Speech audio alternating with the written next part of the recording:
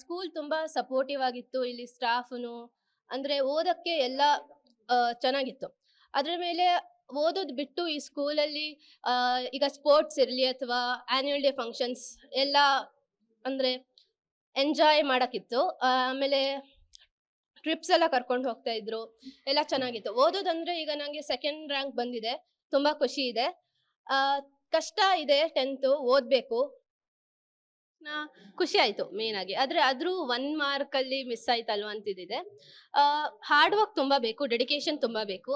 Day 1 ಇಂದಾನೆ ಎಲ್ಲ ಓದ್ಕೊಂಡು ಹೋದ್ರೆ, ಎಲ್ಲ ಕ್ಲಿಯರ್ ಮಾಡ್ಕೊಂಡು ಹೋದ್ರೆ ಆ ದಿನದ್ದು, ಅವಾಗ ಈ ತರ ಮಾರ್ಕ್ಸ್ ಅಷ್ಟು ಕಷ್ಟ ಆಗಲ್ಲ. ಫಸ್ಟ್ ಇಂದಾನೆ ಓದ್ಕೊಂಡ್ ಬಂದ್ರೆ. ಈಗ ಸ್ಕೂಲಲ್ಲಿ ಟೀಚರ್ ಸಪೋರ್ಟ್ ಹೇಗಿತ್ತು? ಇವತ್ತು ಒಂದು ಲೆಸನ್ ಮಾಡ್ತಾರೆ, ಮನೆಗೆ ಹೋಗಿದ ತಕ್ಷಣ ಪ್ರಿಪೇರ್ ಆಗಲೇಬೇಕು. ಆ ಥರ ಆದ್ರೇನೆ ಈ ರ್ಯಾಂಕ್ ಬರೋದಕ್ಕೆ ಸಾಧ್ಯ. ಯಾವ ಥರ ಇತ್ತು ಕ್ಲಾಸಲ್ಲಿ? ಮತ್ತೆ ಮನೇಲಿ ಯಾವ ಥರ ಪೇರೆಂಟ್ಸ್ ಸಪೋರ್ಟ್ ಇತ್ತು? ಕ್ಲಾಸಲ್ಲಿ ಎಲ್ಲ ಟೀಚರ್ಸ್ ತುಂಬಾ ಸಪೋರ್ಟಿವ್ ಇದ್ರು. ಅಂದ್ರೆ ಈಗ ಏನೇ ಅರ್ಥ ಆಗಿಲ್ಲ ಅಂದ್ರೆ ಸಬ್ಜೆಕ್ಟ್ ಈಗ ಲ್ಯಾಂಗ್ವೇಜ್ ಅಲ್ಲಂತೂ ಎಲ್ಲ ಅರ್ಥ ಆಗತ್ತೆ. ತುಂಬಾ ಚೆನ್ನಾಗಿರೋ ಟೀಚರ್ಸ್ ಫ್ಯಾಕಲ್ಟಿ ಇಟ್ಕೊಂಡಿದ್ದಾರೆ. ಸಬ್ಜೆಕ್ಟ್ ಅಲ್ಲಿ ಏನಿದ್ರೂನು ಈಗ ಏನಾದ್ರೂ ಒಂದ್ ಡೌಟ್ ಕೇಳಿದ್ರೆ ಕ್ಲಿಯರ್ ಆಗಿ ಎಲ್ಲ ಮಾಡ್ಕೊಡ್ತಾರೆ. ಅಷ್ಟೇ ಬಿಟ್ರೆ ಇನ್ನೇನಿಲ್ಲ. ತುಂಬಾ ಸಪೋರ್ಟಿವ್ ಇದ್ರು ಟೀಚರ್ಸ್ ಎಲ್ಲರೂ. ಮನೇಲಿ ಯಾವ ರೀತಿ ಪ್ರಿಪೇರ್ ಆಗ್ತಿದ್ರಿ? ಪೇರೆಂಟ್ಸ್ ಸಪೋರ್ಟ್ ಯಾವ ರೀತಿ ಇತ್ತು? ಮತ್ತೆ 1 ಮಾರ್ಕ್ಸ್ ಹೋಗಿದೆ, ರಿವ್ಯಾಲ್ಯೂಯೇಷನ್ ಬೇರೆ ಪ್ಲಾನ್ ಮಾಡ್ತಿದ್ದೀರಾ? ಪೇರೆಂಟ್ಸ್ ತುಂಬಾ ಸಪೋರ್ಟಿವ್ ಇದ್ದಾರೆ. ಅಂದ್ರೆ ಈಗ ಮನೆಗೆ ಹೋದ ತಕ್ಷಣ ಈಗ ಟ್ರಾನ್ಸ್‌ಪೋರ್ಟ್‌ಗಾದ್ರೂನು ಅವರೇ ಕರ್ಕೊಂಡು ಹೋಗೋದು, ಬಿಡೋದು. ನಾನೆಲ್ಲೂ ನಡ್ಕೊಂಡು ಹೋಗ್ಬೇಕು ಅಥವಾ ಬಸ್ ಟ್ರಾನ್ಸ್‌ಪೋರ್ಟ್ ಏನು ಮಾಡ್ತಾ ಇರ್ಲಿಲ್ಲ. ಆಹ್, ಅದೇ ಓದೋದು 624 ಅಂದ್ರೆ ತುಂಬಾ ಕಷ್ಟನೇ. ಫಸ್ಟ್ ಇಂದ ಎಲ್ಲ ಮಾಡ್ಕೊಂಡ್ ಬಂದ್ರೆ ಎಲ್ಲ ಈಸಿ ಇರುತ್ತೆ ಲಾಸ್ಟ್ ತನಕನು. ಈಗ ನೆಕ್ಸ್ಟ್ ಫ್ಯೂಚರ್‌ಗೆ ಏನು ಪ್ಲಾನ್ ಇದೆ? ರ್ಯಾಂಕ್ ಬಂದಿದೆ. ನೆಕ್ಸ್ಟ್ ಯಾವ ಫೀಲ್ಡ್‌ಗೆ ಹೋಗ್ಬೇಕು ಅನ್ನೋದು, ಏನು ಓದಬೇಕು ಅನ್ನೋ ಆಸೆ ಇದೆ? ನೆಕ್ಸ್ಟ್ ಮೆಡಿಕಲ್ ಫೀಲ್ಡ್ ಅಂತ ಪ್ಲಾನ್ ಮಾಡ್ಕೊಂಡಿದೀನಿ. ಈಗ ನೀಟ್‌ಗೆ ಎಲ್ಲ ಅಡ್ಮಿಷನ್ ಆಗಿದೆ. ಓದಿ ನೋಡ್ಬೇಕು, ಡಾಕ್ಟರ್ ಆಗಕ್ಕೆ ಟ್ರೈ ಮಾಡ್ತಾ ಇದೀನಿ. ಇನ್ನು ಅವ್ರ ತಾಯಿಯವರು ಇದಾರೆ. ನಮ್ಮ ಮಗಳು ರಾಜ್ಯಕ್ಕೆ ಸೆಕೆಂಡ್ ರ್ಯಾಂಕ್ ಬಂತು, ರಿಸಲ್ಟ್ ನೋಡಿದ್ರಿ, ಸ್ಕೂಲಿಗೂ ಬಂದಿದ್ದೀರಾ, ಸ್ವೀಟ್ಸ್ ಎಲ್ಲ ತಿಂದ್ರಿ. ಎಷ್ಟು ಖುಷಿ ಅನಿಸ್ತಿದೆ? ತುಂಬಾ ಖುಷಿ ಆಗ್ತಾ ಇದೆ. ಎಕ್ಸ್ಪೆಕ್ಟ್ ಮಾಡಿದ್ವಿ, ಬಟ್ ಅದೇ 625 ಅವಳದ್ದು ಎಕ್ಸ್ಪೆಕ್ಟೇಷನ್ ಇತ್ತು. 624 ಬಂದಿದ್ದಾಳೆ. ತುಂಬಾನೇ ಖುಷಿ ಆಗ್ತಾ ಇದೆ. ಈಗ ನೆಕ್ಸ್ಟ್ ಏನ್ ಮಾಡ್ತೀನಿ ಅಂದ್ರೆ ಅದು ಓದ್ಸಕ್ಕೆ ರೆಡಿ ಇದ್ದೀರಾ? ರೆಡಿ ಇದ್ದೀವಿ. ಮೆಡಿಕಲ್ ಸರ್ ಹೇಳಿ, ಮಗಳು ತಂದೆ ಅಂದ್ರೆ ಮಗಳ ಮೇಲೆ ತುಂಬಾ ಪ್ರೀತಿ ಇರುತ್ತೆ. ಮಗಳು ಇವತ್ತು ರಾಜ್ಯಕ್ಕೆ 2ನೇ ರ್ಯಾಂಕ್ ಬಂದಿದ್ದಾರೆ, ನಿಮ್ಗೆ ಭಾವುಕರು ಕೂಡ ಆಗ್ತಿದ್ದೀರಾ? ಇಲ್ಲ, ಅವಳಿಗೂ ಔಟ್ ಆಫ್ ಔಟ್ ಮಾರ್ಕ್ ಬರುತ್ತೆ ಅಂತ ಇದ್ಲು ಅವಳು. ಒಳ್ಳೆ ಮಾರ್ಕ್ ಬರ್ತದೆ ಅನ್ನೋದು ಬಗ್ಗೆ ಅವಳಿಗೆ ಪ್ರತಿ ಸಬ್ಜೆಕ್ಟ್ ಅಲ್ಲಿ ಎಕ್ಸಾಮ್ ಬರ್ದಾಗನು ಚೆನ್ನಾಗಿ ಮಾಡಿದೀನಿ ಅಂತ ಬಂದು ಹೇಳಿದ್ಲು ಮನೇಲಿ. ಖುಷಿಯಾಗೇ ಇದ್ಲು. ಒಳ್ಳೆ ಮಾರ್ಕ್ ಬರುತ್ತೆ ಅಂತಾನೆ ನಾವು ಗೆಸ್ ಮಾಡಿದೀವಿ. ಚೆನ್ನಾಗೇ ಮಾರ್ಕ್ ಬಂದಿದೆ. ಅದಕ್ಕೆ ತುಂಬಾ ಖುಷಿ ಆಗ್ತಾ ಇದೆ. ಮೆಡಿಕಲ್ ಮಾಡೋ ಆಸೆ ಇದೆ, ಅದಕ್ಕೆ ಯಾವ ರೀತಿ ಪ್ರಿಪೇರ್ ನೀವ್ ಆಗಿದ್ದೀರಾ ಸರ್? ನೋಡಿದೀವಿ, ಈಗ PUಗೆ ಅಡ್ಮಿಷನ್ ಮಾಡಿದೀವಿ ಆಲ್ರೆಡಿ. ನೀಟ್ ಪ್ರಿಪರೇಷನ್ ಮಾಡ್ಬೇಕಂತ ಕಂಟಿನ್ಯೂ ಮಾಡ್ತಾ ಇದೀವಿ. ಮುಂದೆ ಅವಳು ಹೇಗೆ ಓದ್ತಾಳೆ ಅದ್ರ ಮೇಲೆ ಡಿಪೆಂಡ್ ಆಗುತ್ತೆ. ಇದಿಷ್ಟು ಆ, ರಾಜ್ಯಕ್ಕೆ 2ನೇ ರ್ಯಾಂಕ್ ಬಂದಿರುವಂತಹ ಮೇಧಾ ಶೆಟ್ಟಿ ಮತ್ತು ಅವರ ಪೋಷಕರ ಮತ್ತು ಕ್ಯಾಮರಾ ಪರ್ಸನ್ ಯಶವಂತ್ ಜೊತೆಗೆ ಮಾರುತಿ, ಪಬ್ಲಿಕ್ ಟಿವಿ, ಬೆಂಗಳೂರು. ಏನೇನೇ ಹೇಳಿದ್ರು ಅವಳಿಗೆ ಯಾವ್ಯಾವ ಟಿಪ್ಸ್ ಕೊಡ್ತಾ ಇದ್ರು ಮೊದಲನೆಯಿಂದನೂ ಅವಳು ಎಲ್ಲ ಫಾಲೋ ಮಾಡ್ಕೊಂಡು ಬಂದಿದ್ದಾಳೆ. ಎಲ್ಲಾನು ಅವಳು ಹೇಳಿದ್ರನ್ನ ಹಾಗೇನೆ ಚಾಚು ತಪ್ಪದೆ ಮಾಡ್ತಾ ಇದ್ಲು. ಮತ್ತೆ ಏನಾದರೂ ಡೌಟ್ ಇತ್ತು ಅಂದ್ರೆ ಆಗಲೇ ಅವಳು ಆ ಡೌಟ್ನ ಬಂದು ಕ್ಲಾರಿಫೈ ಮಾಡ್ಕೋತಿದ್ರು. ಮತ್ತೆ she was confident. She did not lose Har confidence till the end. ಅದು ಒಂದು ಅಡಿಷನಲ್ ಪಾಯಿಂಟ್. ಶಿಕ್ಷಕರು ಏನೇನೇ ಹೇಳೋದು ಶಿಕ್ಷಕರು, ಪೋಷಕರು ಮತ್ತು ವಿದ್ಯಾರ್ಥಿಗಳು ಮಾತನಾಡ್ತಾ ಇದ್ರು. ರ್ಯಾಂಕ್ ಬಂದಂತಹ ವಿದ್ಯಾರ್ಥಿಗಳು ತಮ್ಮ ಮುಂದಿನ ಭವಿಷ್ಯದ ಬಗ್ಗೆ ಏನೆಲ್ಲ ಪ್ಲಾನ್ ಮಾಡ್ಕೊಂಡಿದ್ದಾರೆ ಅನ್ನೋದ್ರ ಬಗ್ಗೆಯೂ ಕೂಡ ಹೇಳ್ತಾ ಇದ್ರು. ಜೊತೆಗೆ ಹಾರ್ಡ್ ವರ್ಕ್ ಮಾಡಿದ್ರೆ ಮಾತ್ರ ಈ ರೀತಿಯ ರ್ಯಾಂಕ್ ಬರೋದಕ್ಕೆ ಸಾಧ್ಯ ಅನ್ನುವಂತಹ ವಿಚಾರವನ್ನು ಕೂಡ ಅವರು ಪ್ರಸ್ತಾಪಿಸ್ತಾ ಇದ್ರು. SSLCಯ ಫಲಿತಾಂಶ ಇವತ್ತು ಪ್ರಕಟವಾಗಿರುವಂಥದ್ದು. ಬಾಗಲಕೋಟೆಯ ಅಂಕಿತಾ ಬಸಪ್ಪ ರಾಜ್ಯಕ್ಕೆ ಪ್ರಥಮ ಸ್ಥಾನವನ್ನ ಪಡೆದಿದ್ದಾರೆ. 7 ವಿದ್ಯಾರ್ಥಿಗಳು 225ಕ್ಕೆ 224 ಅಂಕವನ್ನ ಪಡೆಯುವ ಮೂಲಕ ದ್ವಿತೀಯ ರ್ಯಾಂಕ್ ಅನ್ನ ಹಂಚಿಕೊಂಡಿದ್ದಾರೆ. ಪ್ರತಿ ಬಾರಿಯಂತೆ ಈ ಬಾರಿಯೂ ಕೂಡ ಬಾಲಕಿಯರದ್ದೇ ಮೇಲುಗೈ ಆಗಿರುವಂಥದ್ದು. ಹಾರ್ಡ್ ವರ್ಕ್ ಜೊತೆಗೆ ಅಂದಿನ ಪಾಠ ಅವತ್ತು ಓದೋದ್ರಿಂದ ಈ ರೀತಿಯ ರ್ಯಾಂಕ್ ಅನ್ನ ಪಡಿಬಹುದು ಅನ್ನೋದು ಟಾಪರ್ಸ್ಗಳ ಅಭಿಪ್ರಾಯವಾಗಿರುವಂಥದ್ದು. ಇನ್ನು ಸಹಜವಾಗಿಯೇ ಮಕ್ಕಳು ರ್ಯಾಂಕ್ ಬಂದಿರೋದಕ್ಕೆ ಪೋಷಕರಲ್ಲೂ ಅವರಿಗೆ ಟೀಚ್ ಮಾಡಿದಂತಹ ಟೀಚರ್ಸ್ಗಳಲ್ಲೂ ಒಂದು ರೀತಿಯ ಸಂಭ್ರಮ ಮನೆ ಮಾಡಿದೆ. ಆ ಸಂಭ್ರಮಾಚರಣೆ ಹೇಗಿದೆ ಅನ್ನೋದನ್ನ ನೀವು ಕೂಡ ಗಮನಿಸ್ತಾ ಇದ್ದೀರಿ. ಇವತ್ತು SSLC ಫಲಿತಾಂಶ ಪ್ರಕಟವಾಗಿದೆ. 2023-24ನೇ ಸಾಲಿನ SSLC ಪರೀಕ್ಷೆಯ ಫಲಿತಾಂಶ ಪ್ರಕಟವಾಗಿದ್ದು ಈ ಬಾರಿಯೂ ಕೂಡ ಬಾಲಕಿಯರ ಮೇಲುಗೈ ಸಾಧಿಸಿದ್ದಾರೆ. ಅದರಲ್ಲಿಯೂ ಕೂಡ ಬಾಗಲಕೋಟೆಯ ವಿದ್ಯಾರ್ಥಿನಿ ಅಂಕಿತಾ ಬಸಪ್ಪ 625ಕ್ಕೆ 625 ಅಂಕವನ್ನ ಪಡೆದುಕೊಳ್ಳುವ ಮೂಲಕ ರಾಜ್ಯಕ್ಕೆ ಪ್ರಥಮ ಸ್ಥಾನವನ್ನ ಪಡೆದಿದ್ದಾರೆ. ಕರ್ನಾಟಕ ಶಾಲಾ ಪರೀಕ್ಷೆ ಮತ್ತು ಮೌಲ್ಯ ನಿರ್ಣಯ ಮಂಡಳಿಯು 2023-24ನೇ ಪ್ರಸಕ್ತ ಸಾಲಿನ SSLC ಪರೀಕ್ಷೆಯ ಫಲಿತಾಂಶವನ್ನ ಪ್ರಕಟಿಸಿದೆ.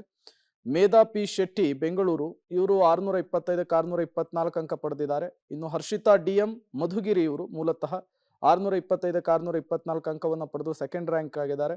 ಚಿನ್ಮಯ್ ದಕ್ಷಿಣ ಕನ್ನಡ, ಸಿದ್ಧಾಂತ್ ಚಿಕ್ಕೋಡಿ, ದರ್ಶನ್ ಸಿರಿಸಿ, ಚಿನ್ಮಯ್ ಶಿರಸಿ, ಶ್ರೀರಾಮ್ ಶಿರಸಿ ಇವರೆಲ್ಲರೂ ಕೂಡ ದ್ವಿತೀಯ ರ್ಯಾಂಕ್ ಅನ್ನ ಹಂಚಿಕೊಂಡಿರುವಂಥದ್ದು. ಕಾರಣ ಎಲ್ರಿಗೂ ಕೂಡ 625ಕ್ಕೆ 624 ಅಂಕ ಬಂದಿರುವಂಥದ್ದು. ಈಗಾಗಲೇ ಅಂಕಿತಾ ಕೊನ್ನೂರು ಸ್ಟೇಟ್ಗೆ ಫಸ್ಟ್ ರ್ಯಾಂಕ್ ಬಂದವರು ಮಾತನಾಡ್ತಾ ಹೇಳ್ತಾ ಇದ್ರು, PUCಯಲ್ಲಿ ನಾನು ಸೈನ್ಸ್ ಅನ್ನು ತೆಗೆದುಕೊಳ್ತೇನೆ, ಭವಿಷ್ಯದಲ್ಲಿ ನಾನು IAS ಆಫೀಸರ್ ಆಗಬೇಕು ಅನ್ನುವಂತಹ ಕನಸನ್ನು ಹೊಂದಿದ್ದೇನೆ.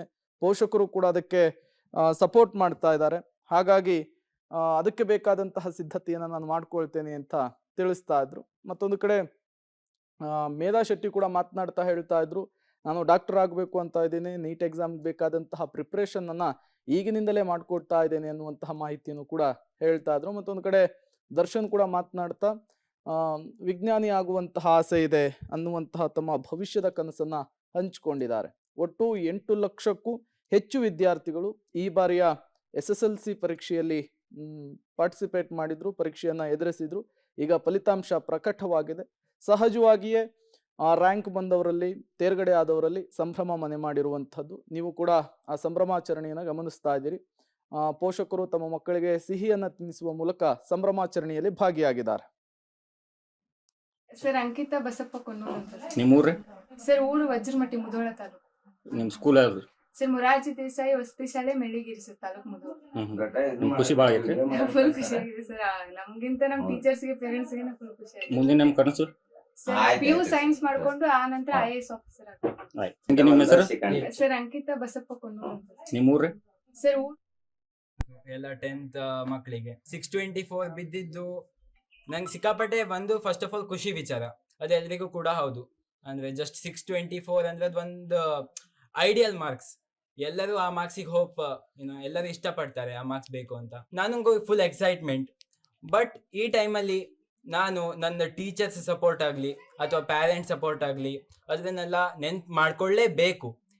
ಯಾಕೆ ಅಂದರೆ ಪ್ಯಾರೆಂಟ್ಸ್ ಸಪೋರ್ಟ್ ಇಲ್ಲದೆ ಅಥವಾ ಟೀಚರ್ಸಿನ ಸರಿ ಗೈಡೆನ್ಸ್ ಆಗಲಿ ಇಲ್ಲದೆ 624 ಮಾಡೋದು ತುಂಬಾ ಕಷ್ಟ.